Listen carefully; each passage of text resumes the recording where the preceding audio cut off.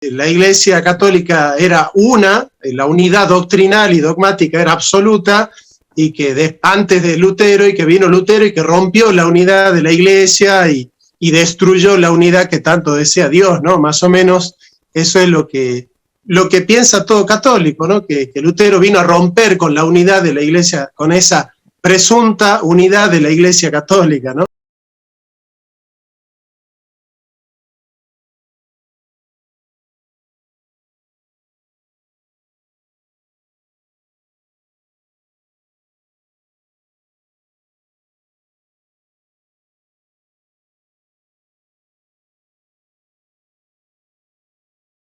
¿Qué es la Reforma Protestante?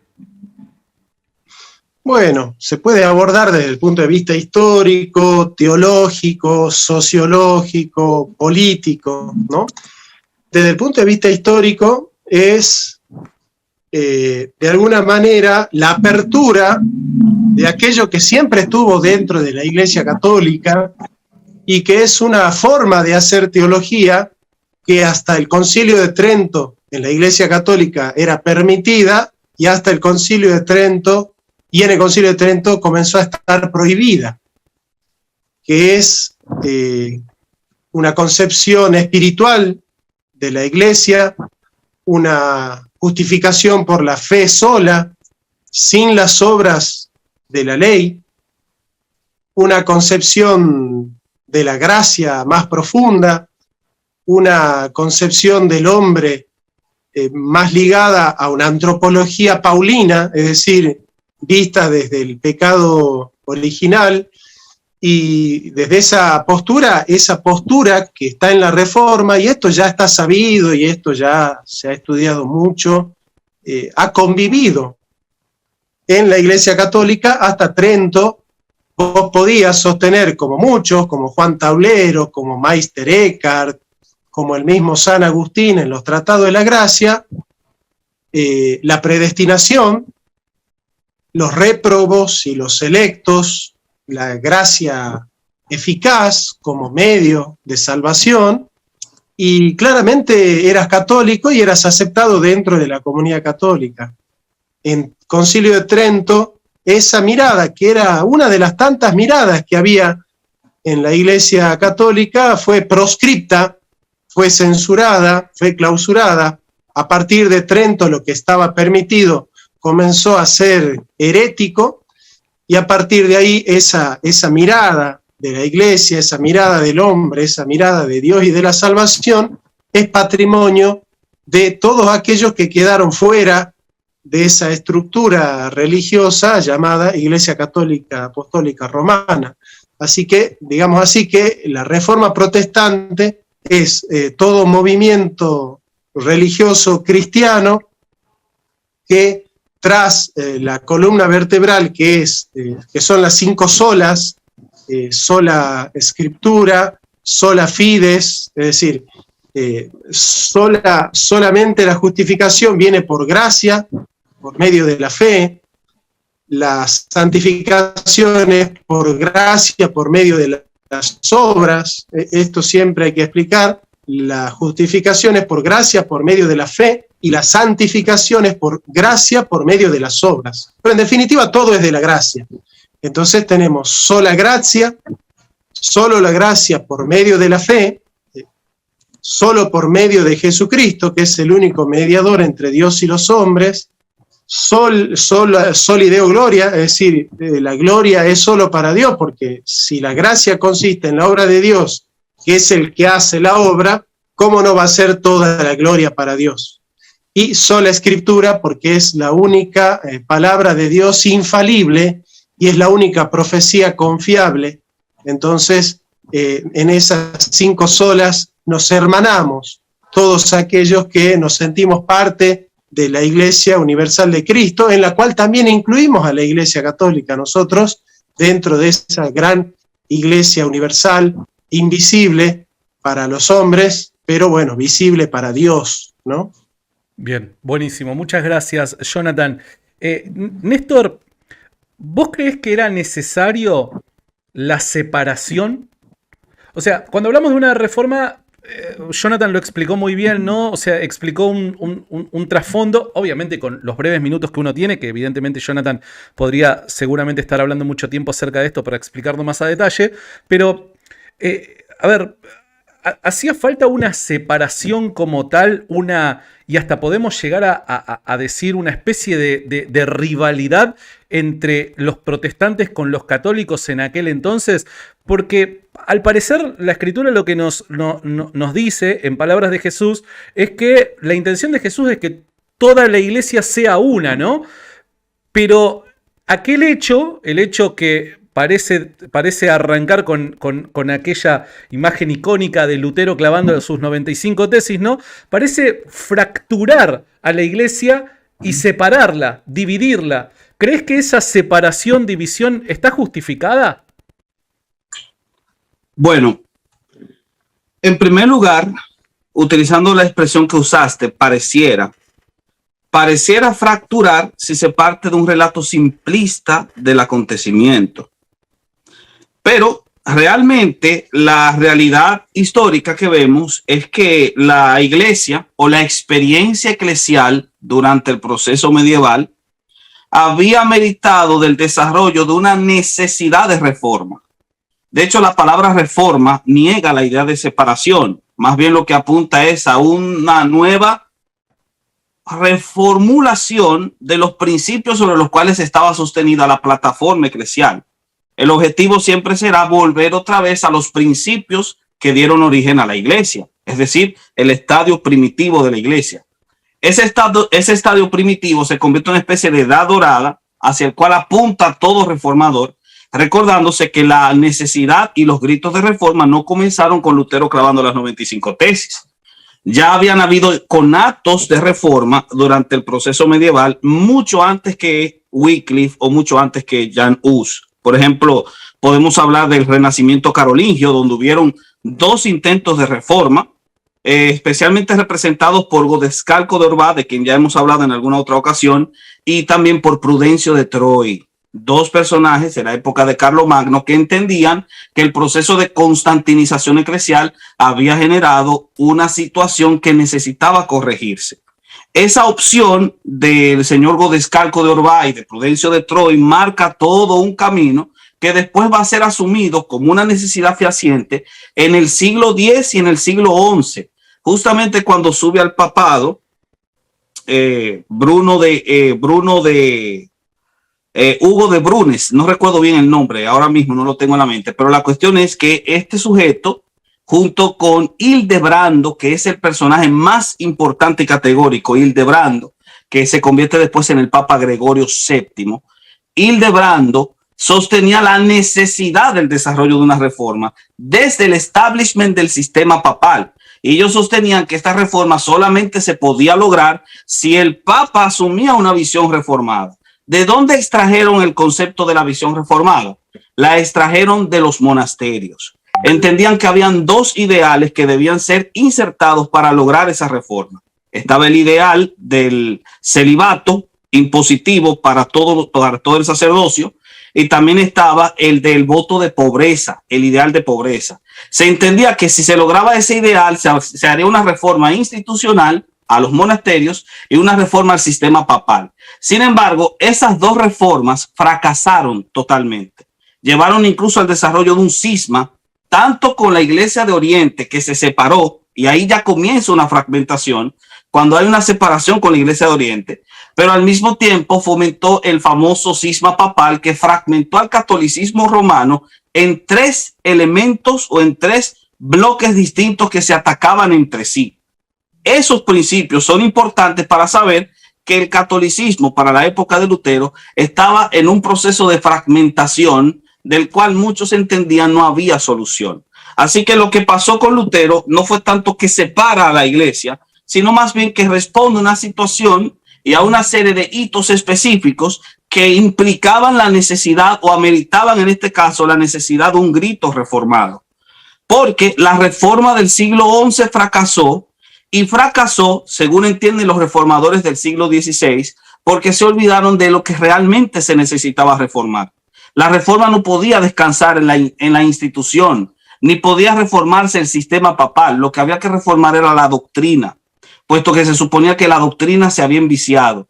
Pero la reforma del siglo XI se descuidó de la reforma doctrinal, colocó todas sus herramientas en tratar de corregir un problema, olvidándose de la raíz del problema. Y lo que hicieron los reformadores del siglo XVI fue retomar esa necesidad para reformar desde la doctrina y de esa manera entonces lograr el éxito que no tuvieron los conatos reformados anteriores, que dicho sea de paso, fueron conatos reformados oficializados por el mismo establishment. Así que no creo que la reforma intentara una separación.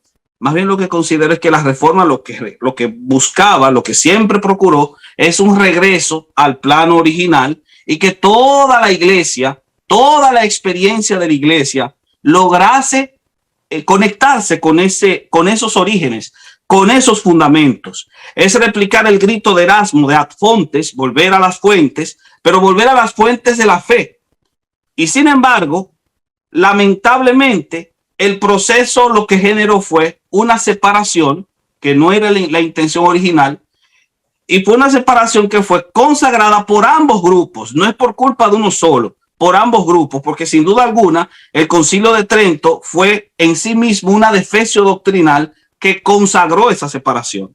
Quizás sin el Concilio de Trento, o si el Concilio de Trento hubiese estado más abierto a las tesis reformadas que se estaban planteando en aquel momento, tal vez hubiese habido una subsanación. Pero lo que generó el Concilio de Trento fue la creación de un discurso más separatista y mucho más agresivo hacia el lado reformado, y por supuesto que también estos hicieron lo mismo como consecuencia o como un fenómeno de acción-reacción. Muchísimas gracias, Néstor, pero ahí te sacaste toda la enciclopedia que llevabas dentro, te la sacaste y la tiraste en unos minutos, che. La verdad que muchas gracias por todo lo que nos trajiste sobre la mesa. Enuel, ahora, cuando hablamos de reforma, evidentemente estamos haciendo una división o estamos separando ideas, creencias, ¿no? Por un lado, los protestantes y por otro lado, los católicos, ¿no? Entiendo de que vos no es que hoy por hoy sos protestante porque, bueno, así te criaron tus padres y, bueno, lo heredaste y seguiste en la iglesia protestante por tradición, sino que debe ser por una serie de razones. ¿Cuáles son aquellas razones teológicas que no te permitirían a vos ser católico? Bueno, cuando vayamos a definir el concepto de católico, recordando que la palabra en su sentido homogéneo significa universal. En ese sentido, todos somos católicos porque somos universales, perteneciendo a aquello que conocemos la iglesia, la eclesia, aquellos que son llamados o separados afuera. Por ende, para definir bien los conceptos, para tener una perspectiva conceptual, tenemos primero que definir lo que es iglesia. Luego entonces tenemos que definir qué es la iglesia, que es católica en el sentido que es universal. También tenemos que definir que la iglesia es apostólica porque está basada y fundada en unos elementos dados por aquellos que fueron comisionados directamente por el Señor, que reunían unos requisitos en específicos, los cuales se llaman los apóstoles. Así que tenemos la iglesia que es católica y es apostólica. Ahora, en el momento que llega la reforma protestante, y se llama protestante porque se hace una protesta, aunque la reforma se había entendido como un evento prácticamente monolítico, en la actualidad los académicos interpretan más bien las reformas protestantes, como bien estaba diciendo nuestro amigo Néstor, ¿verdad? Y en esta serie de protestas contra la corrupción de esa iglesia medieval, recordemos nuevamente el poder de la iglesia católica en esa época medieval, en la cual aquellas personas que han logrado visitar el área de Florencia, porque tenemos que entender que la reforma como tal es un cambio protestante completo en el panorama cultural, religioso y social político de toda Europa. Tenemos que ver que se corrompió la iglesia con el poder, específicamente con una familia que se conoce los Medici, y los Medici tomaron un control absoluto, no solamente del sistema financiero, sino también del sistema religioso, político y social de aquella época. Luego entonces, con este tipo de corrupción, llega un momento que se toma una protesta en base a aquellas doctrinas que se habían apartado totalmente de la fe ortodoxa. Y entonces llegamos en el concepto, como bien dijo Néstor, pues dio una cátedra aquí en 5 minutos histórica, me estaba gozando cuando estaba hablando, porque no hablamos de una sola reforma. Por ejemplo, la reforma bohemia entre el año 1380 y 1436 era prácticamente precursora de la reforma protestante como tal. Y solamente lo que hacía era buscar remedios a esas prácticas contrarias que estaba teniendo la iglesia porque se había corrompido. Por ende, llegamos en un momento que tenemos que protestar en base a esa corrupción y surge nuevamente, como bien dijo nuestro gran amigo Jonathan, surge ahora unos fundamentos esenciales para basar y decir, esto es lo que vamos a creer. Y de ahí surgen las 5 solas de la reforma protestante. Entonces, ¿por qué cuando decimos, y me pregunta Santi, ¿por qué no puede ser católico? Bueno, es que yo soy católico en el sentido de que soy universal, soy apostólico, pero no soy romano en el sentido de que no hay una centralización de dogmas de fe basado en una iglesia automáticamente en Roma. Contrario a lo que muchos piensan, que mencionan que la iglesia católica que fundó Cristo es la iglesia católica apostólica y romana. Cristo lo que fundó fue una iglesia católica apostólica, pero el sistema romano no viene hasta casi 5 siglos después. Por ende, ¿qué me priva a mí a ser católico, apostólico y romano? Es precisamente esa divergencia que surgió en doctrinas ortodoxas, no solamente desde los primeros 5 siglos, sino expresada a su máxima cúspide allá alrededor de la época medieval como tal.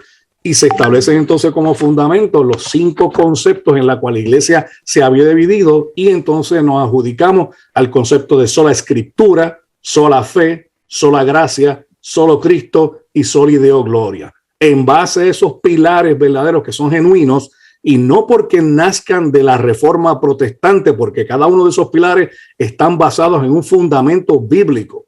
Entonces que nosotros podemos decir, bueno, yo me considero más en este sentido católico, apostólico, evangélico y protestante, en base nuevamente a ese sistema que había surgido. Por ende, ¿qué me priva a mí a ser católico, apostólico y romano? Entiendo nuevamente, no solamente de una perspectiva teológica, una perspectiva hermenéutica, una perspectiva exegética, en base a un sinnúmero de textos que nos brindan a nosotros nuestra razón de ser en la fe. Tenemos que entender, por lo menos en mi caso, de que no podría ser católico, apostólico y romano. Eso es lo que me privaría personalmente en cuanto a eso. De que existen personas que difieren de mí, claro, yo siempre digo, en mi humilde pero correcta opinión, ellos tienen todo el derecho de estar en el error. Muchas gracias, Enuel. Bueno, tenemos casi ya alcanzando 550 personas en el stream. Gracias a todos los que nos están haciendo el aguante. Compartilo, mandalo a tu grupo de WhatsApp, mandalo en tu grupo de Facebook, esos grupos que no los abrís nunca porque hablan de cualquier pavada. Mandate ahí el link para que la gente que está hablando pavada se pueda meter acá y pueda ser edificada. Ahora vamos a arrancar con el tiempo de preguntas y respuestas de la audiencia. Ya me están enviando por privado todas aquellas preguntas que ustedes están dejando en el chat, porque evidentemente yo no puedo seguir la lectura, y voy a darle prioridad a aquellas preguntas que han sido enviadas por Superchat. Por último, antes de arrancar con este tiempo, les quiero comentar que el evento de hoy no termina hoy, continúa mañana. Pero mañana no va a ser pregúntale a un protestante. Mañana va a ser pregúntale a un católico. Entonces, todos los protestantes, porque si no, a ver, si no es como que, no, pero ¿por qué los protestantes y nosotros los católicos no podemos? No, quiero también esto, o sea, que termine siendo algo para la audiencia donde vos objetivamente puedas decir, che, loco, esto me cierra, esto no me cierra, esto me cierra, esto no me cierra. Por eso que quería tener acá hoy a los que yo considero personalmente los mejores en este punto. El día de mañana, los invito a todos, va a estar José Plasencia, va a estar Hugo Delgado y va a estar Dante Urbina acompañándonos acá para responder estas mismas preguntas que también los protestantes pueden tener con respecto a los católicos, y si la hacen va a ser el mejor de los momentos para que ellos lo puedan responder de la misma manera que aquí mis amigos están respondiendo preguntas. Voy a las preguntas de la gente. El Chavo nos manda una pregunta. Míralo al Chavo. El Chavo nos manda una pregunta y dice lo siguiente: dado que el cristianismo promedio de los primeros 1500 años no tenía una Biblia, ¿cómo podía determinar a qué iglesia debía unirse? Gracias. No sé si alguno entendió la pregunta. ¿Querés vos, Néstor, responder? Yo me cuesta un poquito trabajo responderla, perdón, la tuve que seleccionar porque es del superchat, pero no sé si quién la quiere responder. ¿Enuel, la querés responder vos? No, yo le doy a Néstor, pero a mí me gustaría decirte solo una cosita con 30 segundos de la pregunta que le hiciste a Néstor, me parece interesante. A ver, dale. No sé si me permitís. Obvio, ¿sí? obvio. ¿Cómo no se lo voy a permitir? Esta es su casa, Jonathan. El formato de tu pregunta vino a resultar que la Iglesia Católica era la unidad doctrinal y dogmática era absoluta, y que antes de Lutero, y que vino Lutero y que rompió la unidad de la Iglesia y destruyó la unidad que tanto desea Dios, ¿no? Más o menos eso es lo que piensa todo católico, ¿no? Que Lutero vino a romper con la unidad de la Iglesia, con esa presunta unidad de la Iglesia Católica, ¿no? ¿Vos sabés en qué concilio se condena que la justificación es solo por gracia por medio de la fe? No tengo la más pálida idea, no. En el Concilio de Trento. ¿Y el Concilio de Trento se hace antes de las 95 tesis de Lutero o después? Después. Claro. Entonces, ¿cómo va a romper la unidad de la Iglesia si Lutero estaba expresando algo que no estaba condenado en la Iglesia? ¿Y por qué no estaba condenado en la Iglesia? Porque la justificación por gracia por medio de la fe se enseñó en toda la escuela franciscana y en una gran parte de la escuela de los agustinos, de las cuales aprendió Lutero a partir de su maestro Gabriel Biel. ¿Por qué Gabriel Biel no fue condenado si creía exactamente lo mismo que Lutero? ¿Por qué no fue condenado Meister Eckhart, que creía exactamente lo mismo que Lutero en cuanto a la justificación? Porque Lutero se metió con los intereses del Vaticano. Cuando el Vaticano iba a cobrar las indulgencias, se metió con la parte más delicada, que era el bolsillo, y es por eso que lo excomulgaron. Entonces, ¿quién rompió con la unidad? Fue el Papa, que lo echó a Lutero de la Iglesia. Lutero quería reformar la Iglesia diciendo, por ejemplo, tesis número 14, si el Papa puede sacar a la gente del purgatorio, ¿por qué no la saca por amor más bien que por dinero? Y también dice, tesis número 78, al Espíritu Santo no le place ver a herejes ardiendo en la hoguera. Bueno, eran tesis muy incómodas para la época. Esas son las tesis por las cuales se lo echó a Lutero. A Lutero no lo podían expulsar por predicar que la salvación es por gracia, por medio de la fe, porque eso terminó siendo dogma de fe después de Lutero y no antes de Lutero. Entonces, por ahí cuando uno pregunta por qué Lutero rompió con la unidad de la Iglesia, habría que entender un poco mejor cómo son las cosas, porque no siempre es así. Bien, buenísimo, buenísimo. Gracias, Jonathan. Chicos, siéntanse en libertad. A ver, si alguno quiere sumar algo a lo que otro está respondiendo, por favor, acá estamos iba a decir, mirá, desubicado, iba a decir entre colega, desubicado, alguien me tiene que pegar un cortito en la nuca, desubicado. Acá estamos entre amigos, ahí sí, ahí puedo entrar en esa mesa, la mesa de amigos sí. No sé si Néstor o Enuel querían responder esta pregunta y si es necesario que la repita. Sí, de hecho, yo también voy a hacer un agregado a lo que dice Jonathan y para que tú repitas la pregunta, para ver si mi respuesta coincide con la pregunta real. Ciertamente, hoy en día debemos tener en consideración que la experiencia eclesial, me gusta utilizar ese término porque es más coherente con lo que vemos en la historia de la iglesia. La experiencia eclesial está en proceso de transformación, o por lo menos se pretende que esté en ese proceso, ya que si tomamos las palabras de Cristo que dice que el odre debe ser nuevo para que contenga el vino nuevo, y el odre representa a la iglesia, en ese caso entonces la iglesia siempre tiene que estar en un proceso de renovación y tiene que hacerlo así para que pueda de esa manera ajustarse a la realidad circundante. Sin embargo, cuando nosotros analizamos desde esa perspectiva, vamos a descubrir que el catolicismo también entra, el catolicismo romano, para que se aclare, está dentro de ese mismo proceso de renovación, hasta el punto tal que un católico hoy en día no estaría muy de acuerdo con lo que pensaba el Papa en el siglo XVI. De hecho, la bula Exsulie Domine, que es una de las bulas que anuncia, o por lo menos avisa a Lutero su próxima excomunión, no es la bula que lo excomulga, pero sí es la bula que avisa su excomunión, decía que toda persona que negase que quemar herejes era favorecido por el Espíritu Santo, se anatema. Hoy en día no creo que ningún católico romano sincero considera que esa tesis papal sea correcta, y sin embargo, a Lutero se le avisó que se debe excomulgar porque él rechazaba la quema de herejes como una doctrina válida que la iglesia sostuviese. Así que yo creo que mucho de lo que los haters que tiene Lutero hoy en día entre los apologistas católicos se debe a que muchos de ellos ignoran lo que realmente estaba en juego a la hora de presentarse a las 95 tesis. Ahora te voy a pedir, por favor, Santi, que me leas la pregunta. Sí, dado que el cristianismo promedio de los primeros 1500 años no tenía una Biblia, ¿cómo podía determinar a qué iglesia debía unirse? Gracias. Ok, esa idea de que no se tenía una Biblia durante los primeros 1500 años es una idea que parte de un desconocimiento total de la formación del canon.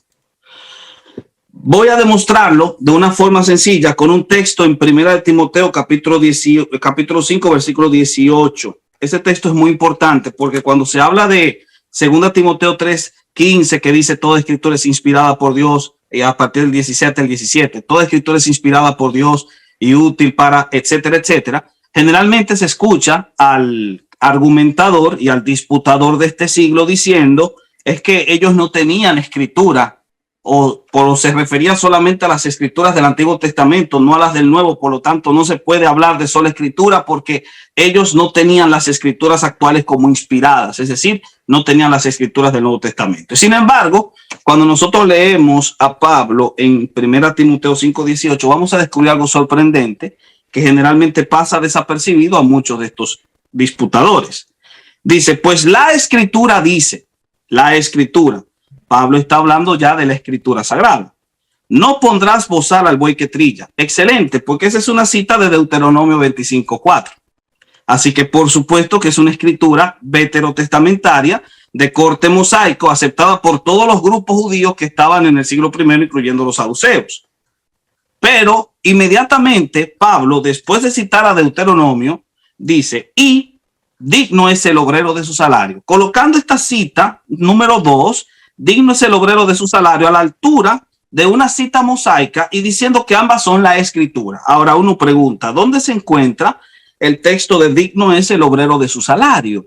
Y descubre sorprendentemente que no hay una sola parte en el Antiguo Testamento que tenga esa expresión, salvo en Mateo capítulo 10, versículo 10 y en Lucas capítulo 10, versículo 7.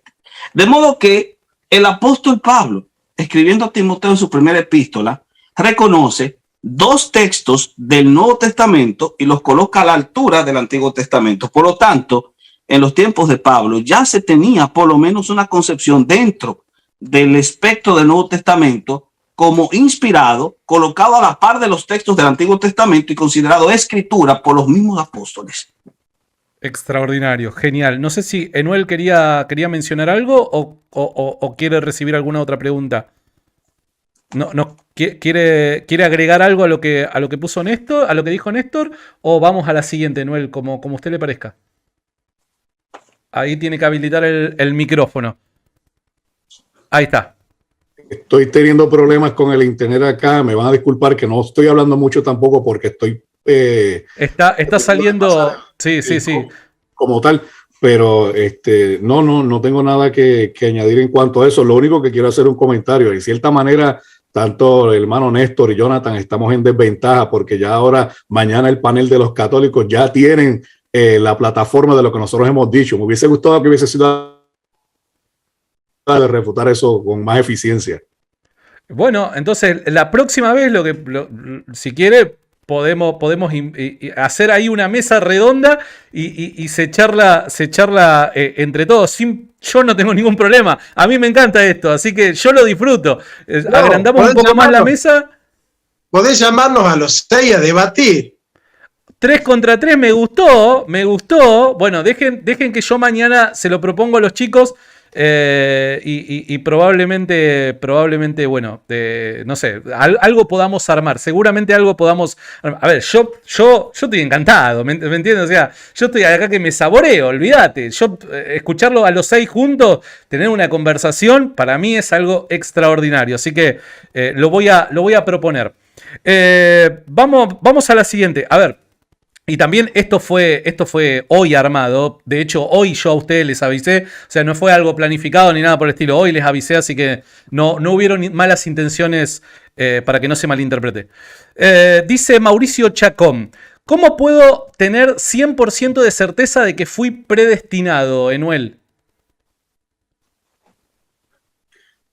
Bueno, en el concepto de la predestinación tenemos que ir a ver nuevamente qué pasajes hablan exclusivamente de la predestinación. Nuevamente, cuando vamos a a Romanos capítulo 8, versos 30, nos habla a nosotros claramente de una palabra en específico, proorizo en griego, y nos dice que aquellos que eligió también predestinó.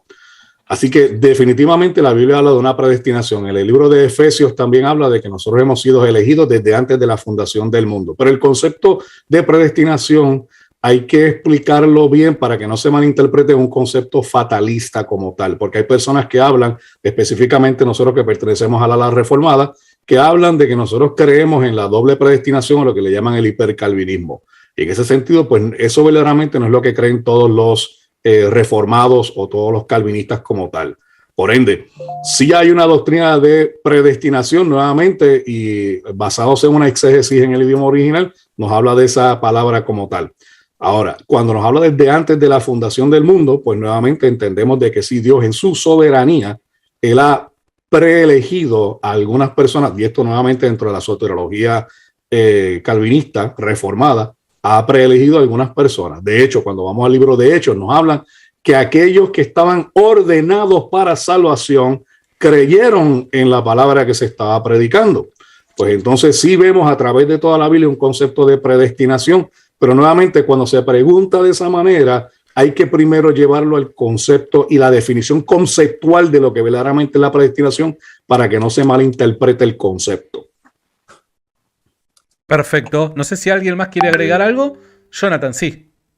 Sí, bueno, el mismo texto, pensé que iba por ahí el hermano, pero vamos a completar lo que él dice. Pero me quedo corto sin la palabra. Capítulo 8, versículos 29 en adelante, lo explica, ¿no? Dice, porque a los que antes conoció es amó, ¿no? Amós 3:10, por ejemplo, dice, solo a Jerusalén conocí. Y voy a decir que Dios no conocía que existía Egipto, o Babilonia, o Persia, o los hititas. No, solo a Jerusalén amé. Entonces, pero a los que antes amó, también los predestinó para que fuesen hechos conformes a la imagen de su Hijo, para que Él sea el primogénito entre muchos hermanos. Y a los que predestinó, a estos llamó. Y a los que llamó, a estos justificó. Y a los que justificó, a estos glorificó. Bueno, salvo que uno tenga una ideología religiosa que le ayude a arrancar versículos de la Biblia, acá lo que está diciendo es que la evidencia de la predestinación es la glorificación. Y efectivamente eso va en consonancia con todo el Nuevo Testamento, Santi, porque el árbol se conoce por los frutos o el fruto se conoce por el árbol. El Señor Jesús dice, por los frutos los conoceréis. Entonces Santiago dice, muéstrame tu fe sin obras y yo te mostraré mi fe por mis obras. Entonces cuando Pablo dice, examínese cada uno para ver si está en la fe, ¿qué es lo que tenemos para examinar la clase de árbol que somos nosotros? ¿Qué es lo que está diciendo el Nuevo Testamento? Tenemos las obras, porque aquel que fue regenerado fue justificado, y el que fue justificado está siendo santificado. La santificación es evidencia de la justificación, ¿no es cierto? Entonces, ¿cómo yo puedo decir que soy una nueva criatura si yo no tengo nuevas obras? Si yo no estoy viviendo una nueva vida, si yo no estoy dando nuevos frutos en mi vida, ¿qué derecho tengo a creer que soy un predestinado? No tengo ni siquiera derecho a creer que soy cristiano, si ni siquiera tengo nuevos frutos. Entonces, cuando Pablo dice, examínese cada uno para ver si está en la fe, uno no tiene que ir a buscar el certificado donde está el bautismo, porque hubiese sido fácil, Pablo, en vez de decirte, examínese cada uno para ver si está en la fe, directamente Pablo te dice, anda a buscar a ver si tenés el certificado del bautismo, o si te fuiste a confesar el domingo en la misa. Pero lo que te está diciendo Pablo es: examina tu fe para ver si estás en Cristo. Y la única herramienta que tiene todo cristiano para saber si está en la fe son dos cosas. El testimonio de Dios, el Espíritu Santo da testimonio a nuestro espíritu de que somos hijos de Dios, y las obras de santidad, que son evidencia de la justificación. La santificación es evidencia de la justificación. Tus obras, Santi, no te van a salvar. Tus obras muestran tu salvación. Por eso el San Pablo dice: por gracia sois, no dice seréis, dice: por gracia sois salvos por medio de la fe. ¿Ve? La salvación es por gracia, por medio de la fe. Y esto no de vosotros, pues es don de Dios. No por obras, para que nadie se jacte, porque somos hechura suya creados. Mirá, no dice por buenas obras, ¿qué dice? Para buenas obras, las cuales Dios preparó, ¿cuándo? De antemano, para que anduviésemos en ellas. Entonces, antes de la fundación del mundo, el Padre escogió los fines, la salvación, y los medios, la justificación por gracia, por medio de la fe, y la santificación por gracia, por medio de las obras.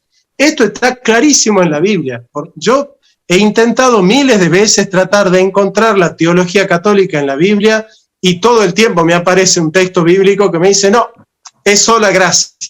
Cuando yo lo quiero meter al hombre y darle algún mérito al hombre: no, pero el hombre tiene que creer. No, la fe es don de Dios. No, pero el hombre tiene que arrepentirse. No, el arrepentimiento lo da Dios. Bueno, pero el hombre tiene que buscar. No, no hay quien busque a Dios. No, bueno, pero el hombre tiene que hacer. No, la obra la hace Dios.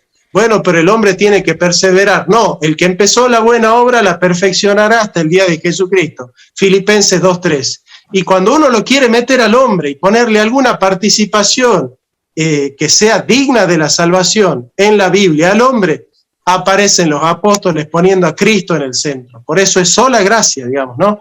Entonces, ¿cómo puedo saber yo que fui predestinado? ¿Tenés obras de santidad? Porque el que ha creído sigue creyendo y está siendo santificado y está creciendo en santidad. Y el Espíritu de Dios da testimonio a tu espíritu de que sos hijo de Dios. Esas son las cosas que nos dice la Biblia, que son la evidencia de alguien que está viviendo una vida en Cristo. Gracias, Jonathan, muchas gracias. La verdad que tenemos un poco más de 600 personas, hay un montonazo de preguntas. Evidentemente les pido perdón ya de antemano, porque le digo a la audiencia, no van a ser respondidas todas las preguntas, porque si no, acá nos tenemos que quedar hasta las 3 de la tarde del día de pasado mañana, ¿se entiende? Así que sepan entender eso. Me mandan aquí una pregunta. Santiago, perdóname, antes de eso, sí. Permíteme, que me encantó la deposición, la deponencia que acaba de dar Jonathan en cuanto a eso. Simplemente para añadir un concepto para que entiendan la diferencia entre la doctrina reformada o la teología reformada y la teología arminiana o hasta a veces semipelagiana que cree en la Iglesia Católica. Cuando Jonathan menciona ahí claramente el concepto de que aquellos que conoció, la palabra en griego que utiliza ahí es prognosko, y muchas personas entienden que conoció significa allí que Dios vio en los anales del tiempo futuro la reacción del hombre a la predicación de la palabra, y eso no es lo que significa prognosko allí. El conoció es que desde antes de la fundación del mundo ya hay una relación entre Dios y esta persona que él ha designado como elegido dentro del plan de salvación. Ahí, si usted verdaderamente utiliza una exégesis en el griego, se da cuenta de que no hay escapatoria. Segundo, también Jonathan trae un punto que es extremadamente importante que hay que disectar, y es el concepto de que no hay nadie, absolutamente nadie, quien busque a Dios. La diferencia marcada entre la teoría reformada y la teología arminiana como tal es el concepto de la condición del hombre. En la teología reformada, la Biblia dice que vosotros estabais muertos en vuestros delitos y pecados, Efesios capítulo 2. Un muerto no tiene la capacidad para moverse hacia o buscar a Dios. Romanos 3:23, porque la paga del pecado es muerte, ¿verdad? Pero Romanos 3:10 nos dice, por cuanto no hay nadie, absolutamente nadie quien busque a Dios. Cuando vamos a Juan capítulo 6, verso 44, hay una palabra en griego muy específica que es la palabra elkuse. El cuse es que es un verbo activo de parte de Dios, en cual es el que la atrae eficientemente y absolutamente a aquellos que Él ha designado para salvación desde antes de la fundación del mundo. Nadie puede venir a Dios a menos que el Padre le atraiga. Y entonces volvemos a la Biblia, donde nos dice claramente que el Hijo le hace una promesa al Padre. Le dice: Padre, esas ovejas que tú me has dado, de ellas ninguna yo voy a perder. Por ende, también tenemos el concepto de una seguridad de salvación basada en nuestros méritos, no, en la obra de Jesucristo en la cruz del Calvario, que desde la eternidad el Padre, el Hijo y el Espíritu Santo están envueltos nuevamente en un designio, un contrato, y el Hijo decide: yo voy a dar mi vida por ellos. El Padre le place quebrantar a su Hijo, Isaías 53, y a través de la obra del Espíritu Santo nosotros recibimos el beneficio de eso. Pero excelente de ponencia de Jonathan. Gracias, Jonathan. Genial. De hecho, me envían acá una pregunta justamente para Jonathan, referido a lo que entiendo que es referido a lo que acaba de mencionar. Se la hago a Jonathan, pero si ustedes quieren añadir algo, Néstor, Enuel, solamente levántenme la mano y saben que con confianza lo pueden añadir. Dice: las buenas obras con las que se le va a juzgar en el juicio final, ¿son las de él o las de Cristo en él? O sea, hablando de un individuo particular, ¿no? En este caso, tuya, Jonathan. Las obras con las que se te va a juzgar en el juicio final, ¿son tus obras o las obras de Cristo en vos? Claro. Lo que pasa es que se juzgan las obras del cristiano. Las obras del cristiano son obras que fueron preparadas por Dios de antemano, como acabamos de leer. Isaías 66, dice, 60:10, dice: Jehová, tú harás paz para con nosotros, porque tú hiciste en nosotros todas nuestras obras. Ese es un texto fundamental. Tú hiciste en nosotras, dice, todas nuestras obras. Entonces, claramente hay dos tipos de criterio. El que está en la fe de Cristo ya no va a ir a condenación. Y las obras que sean juzgadas van a ser los frutos que Él da, que son la evidencia de la justificación, ¿no? Así como la parábola del sembrador, y aquel que ha recibido, ¿no es cierto?, la fe, pero no ha perseverado en la fe, y aquel que ha recibido una fe auténtica por la gracia eficaz, y que evidentemente el que empezó la buena obra la perfeccionará hasta el día de Jesucristo. Acá el punto culminante, Santi, con esto termino porque sé que la respuesta de Néstor va a ser mucho mejor, es que para la Reforma mi salvación está en manos de Dios. Para la Iglesia Católica, la salvación del hombre está la mitad en manos de Dios y la mitad en las manos del hombre.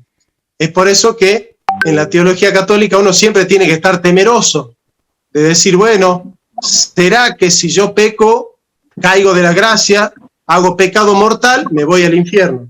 Hago pecado venial, me voy al purgatorio. Me muero en gracia, voy al cielo.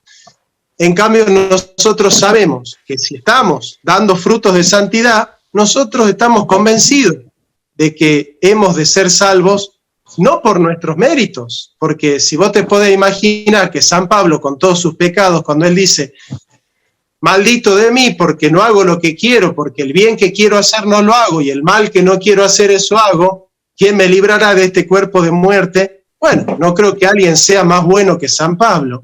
Y sin embargo, San Pablo no está confiando en sus obras malas que confiesa, sino en la vida de Cristo. Ya no vivo yo, sino que vive Cristo en mí. Y el que tiene al Hijo, tiene la vida. Y el que no tiene al Hijo, no tiene la vida. Pero bueno, quiero escuchar a Néstor. Seguramente la respuesta de él es mucho mejor. Oh, te puso la vara alta. No voy a ser muy extenso para así poder dar la oportunidad a todos los que puedan participar. Y obviamente tampoco pretendo tener las luces de mi amigo y mi gran hermano Jonathan. Así que lo que voy a decir simplemente es lo siguiente. Las buenas obras del ser humano son hechas por el ser humano, pero la habilidad para esas obras las realiza o las facilita el Señor. Porque sin el Espíritu de Dios sería imposible que nosotros pudiésemos ejercerlas.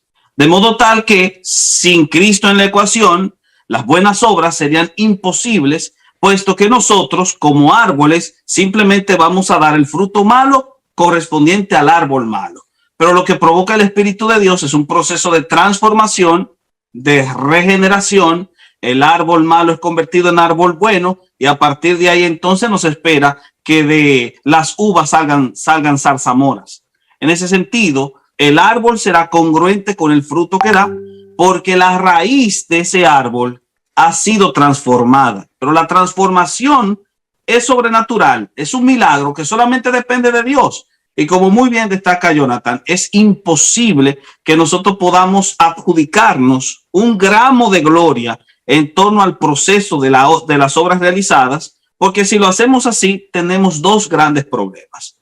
El primer problema es de orden lógico. Hay una violación al principio de no contradicción cuando se dice que las obras que hago dependen de mí y dependen de Dios. O dependen de uno o dependen del otro, pero no pueden depender de ambos si no queremos entrar en una contradicción lógica. Eso es lo primero. Lo segundo tiene que ver con la realidad escritural. Las escrituras están saturadas de textos donde se explica que las obras que el creyente realiza, las realiza porque el Espíritu de Dios le faculta, mientras que las aparentes buenas obras que el impío realiza son trapos de inmundicia. Por lo tanto, sin duda alguna, querer sostener una postura contraria es atentar contra la lógica y también atentar contra las escrituras. Es cuanto. Genial, extraordinario. Muchas gracias, Néstor. Vamos a avanzar, hay un montón de preguntas. Recuerden, el día de mañana vamos a tener esta misma dinámica. 30 minutos antes vamos a arrancar 10:30 de la noche horario Argentina con Pregúntale a un Católico. Vamos a tener acá a José Plasencia, a Hugo Delgado y a Dante Urbina. ¿Está bien? Así que ahí también los protestantes van a poder preguntar. María Alejandra nos dice lo siguiente. A ver, esto es una pregunta chicanera, por así llamarla, pero que creo yo, y corríjanme si no ustedes, creo yo que por medio de esta pregunta quizás alguna otra duda referente a este tema puede llegar a aclararse. ¿Está bien?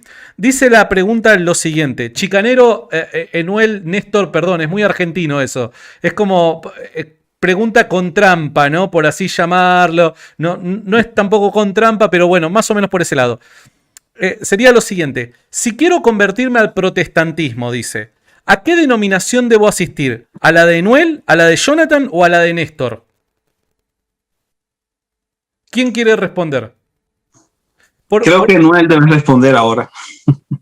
Me han tirado aquí a la hoguera, al medio de la arena, en medio del Coliseo Romano. Nuevamente, sí, es una pregunta capciosa, nuevamente, y tenemos que entrar en el concepto nuevamente de las definiciones. ¿Cuál es la definición conceptual de lo que es una iglesia? No una denominación ni tampoco una religión. Cuando Cristo funda una iglesia, funda a una iglesia de aquellos que son separados, eclesia, son separados de un lugar para llevarlos a otro, ¿verdad? Claramente una promesa en cuanto a ese verso. Así que son aquellos o el grupo de personas que han sido redimidos, que sus pecados han sido lavados por la sangre del Cordero, que se convierten nuevamente en este grupo que llamamos iglesia. Cuando entonces hablamos de la verdadera iglesia, como mencioné nuevamente, no estoy hablando de una denominación, no es la iglesia bautista, no es la iglesia católica, apostólica y romana, no es la iglesia protestante, porque como estemos en la presencia del Señor, el Señor nos va a decir, vengan y pasen por aquí los bautistas, vengan y pasen por acá los pentecostales, vengan y pasen por acá los católicos, apostólicos y romanos. No, allí van a estar y van a decir, aquellos que sus pecados fueron lavados en la sangre del Cordero, vengan y entren, ¿verdad? En los pocos ustedes fueron fieles, en los muchos les pondré, vengan y estén en el descanso de vuestro Señor. Así que la pregunta nuevamente parte de una falsa premisa y por eso nuevamente que tenemos que llegar a definir correctamente lo que es una iglesia. Pero, Jonathan creo que tiene algo más para decir. Sí, vos sabés que no creo que haya sido chicanera la pregunta ni capciosa, ¿no? Yo entiendo que es una buena pregunta y que uno la puede tomar de buena fe, porque ciertamente hay que darle también una respuesta práctica a la gente, ¿no? Es decir, por ahí nosotros queremos resolver todo en el concepto de fe, en el concepto de iglesia,